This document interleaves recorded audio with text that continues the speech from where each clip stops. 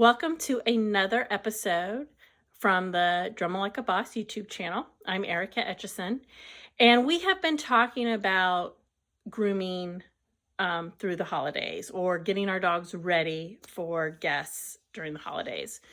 So this is another episode. I'm going to lean towards that. And first, so we've talked about brushing our dogs out. We've talked about baths. So today I want to talk about nails because that's kind of, what you're going to have to do more often. And we all like to usually do our dog's nails, especially if they've gotten too long or we've neglected them. Sometimes we'll do our dog's nails when we're coming up to an event.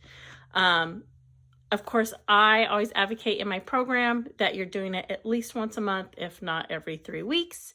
But I know sometimes it can get away from you. It gets away from me as well.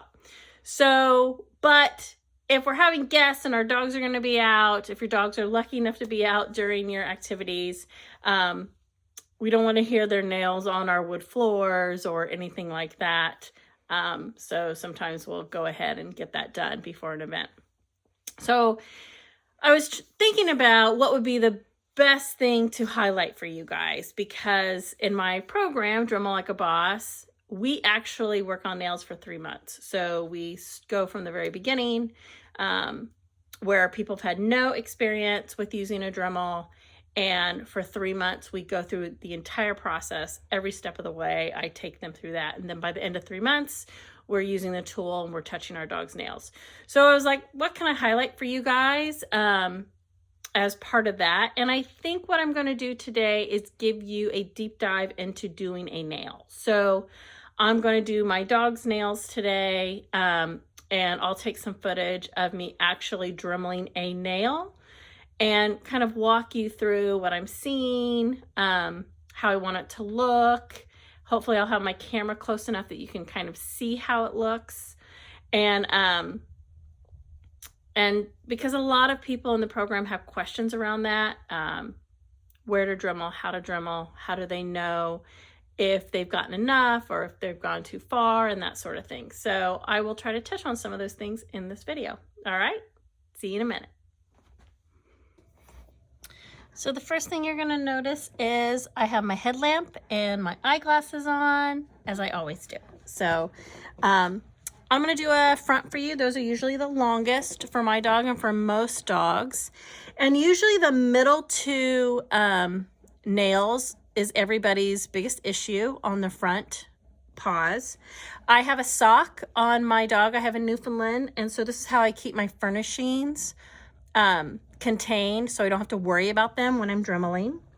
And one of the first steps I do is I do the bottom of the toe, because I want to see, there's usually dirt in here, and I want to see what I've got going on.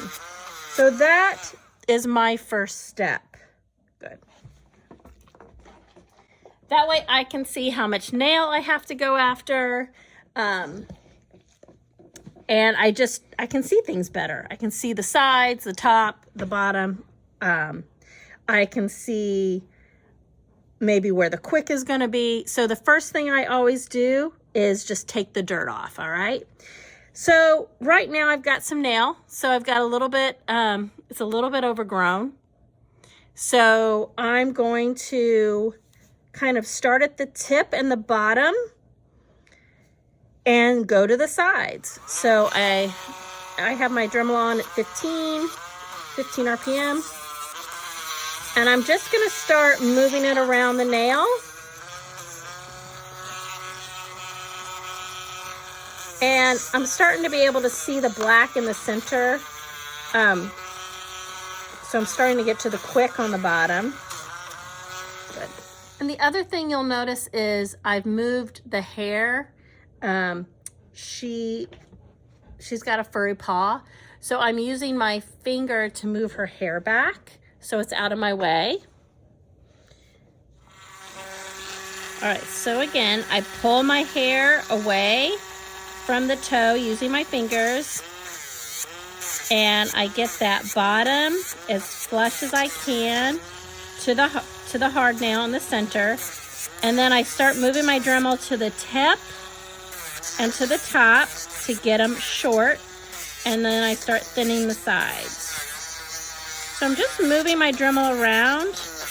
Well, kind of like a pencil, right? So I'm just trying to thin away little bits at a time, the top and the sides, and I make good. And I make them. So here is, I'm gonna do a little bit of a back foot for you guys. I hold her back foot different than her front foot. So again, I always do the bottoms first to get the dirt off so I can see what I'm doing and to get it flush. So I want the center of the nail to be flush with the outer hard layers. All right. So my bottom is pretty much done. And now I'm going to do kind of the top, the tip, and the sides. So my goal is to thin the tip, the top, and the sides as much as my dog will allow me in that session. Sometimes you can't get it all, but if you just keep working on it, they will get thinner and thinner. Good. A lot of times your backs will be easier than your fronts because your dogs wear the backs out. Usually they usually drag those more than their fronts. So sometimes the backs are just easier to do. They're going to be shorter because the dogs are naturally wearing those more than the front. All right. So again, I do the bottoms to make it flush so that the nail in the center is flush. And then I work on thinning the top, the tip, and the sides. Good. So one last thing I want to kind of talk to you about or remind you of. If you are working on getting that hard nail to be even with the center of the nail. The center of the nail is going to look, well, while you're doing it, it's going to look kind of shiny while you're doing it. It's going to be a different texture than your hard nail. And it's going to be directly in the center of the nail, right? So the hard part of the nail is on the outside and the soft, quick is on the inside. You don't want to be overly aggressive. You can be a little aggressive with it, especially if you have a lot of nail that has grown out from that center. But once you start doing the nails enough and you're getting them level, so that outer part is starting to meet that center part, starting to be one plane. If you do it too much, you'll start seeing red, because I have done it, so this is from experience. You'll start seeing red dots, and that means you're starting to hit the quick.